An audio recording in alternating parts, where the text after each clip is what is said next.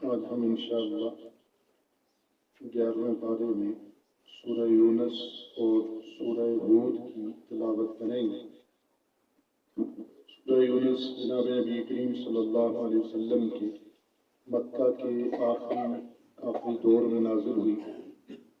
اس میں اللہ رب العزت نے ابتدا میں جناب نبی کریم صلی اللہ علیہ وسلم کی رسالت کو اور اپنی توحید کو دلائل سے بیان فرمایا، اور فرمایا کہ اللہ رب العزت جب انسان کو کسی نعمت سے نوازتے ہیں تو وہ اس پر اتراتا ہے، اور جب اللہ کی طرف سے آزمائش آتی ہے تو وہ شکوہ شکایت کرنے لگتا ہے۔ اور اللہ رب العزت نے دنیا اور آخرت کی مثالیں بیان فرمائیں اور فرمایا کہ کون ہے جس نے آسمان اور زمین کو پیدا کیا، پھر اہل آسمان اور زمین کو رزق دی، اور جو زندہ کو مردہ سے اور مردہ کو زندہ سے نکالتا ہے،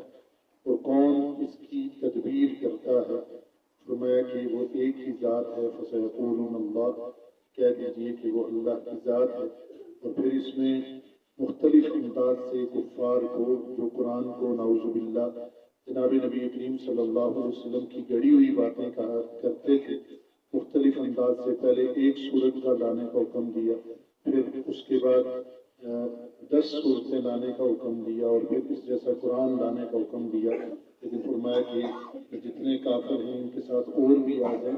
تو وہ اس چیلنج کو قیامت تک پورا نہیں کر سکتے۔ اللہ کے اولیاء کے بارے میں اللہ نے فرمایا کہ اللہ کے ولی وہ لوگ ہیں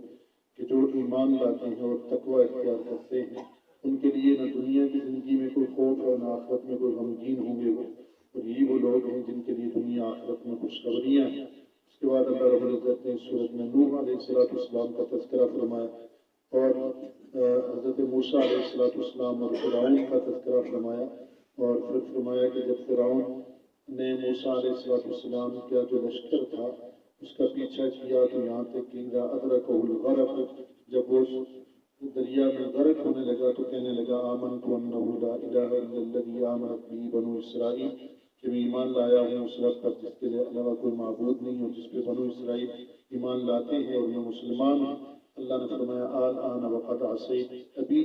تو کوئی ایمان کام کا نہیں ہے، وکنت من المفسدین، اس سے پہلے تو فساد کرنے والا تھا۔ اس کے بعد قوم یونس کا تذکرہ ہے، اور یہ قوم یونس کا تذکرہ یہاں خاص طور پر اس لیے فرمایا کہ عذاب کو دیکھ کر یونس علیہ السلام قوم کو چھوڑ کر چلے گئے تھے، اور پھر وہاں مچھلی کے پیٹ میں جانا ہوا تو قوم نے جب دیکھا کہ نبی بھی چلے گئے اور گریہ اور زاری کرنے لگی تو اللہ رب العزت نے اس عذاب سے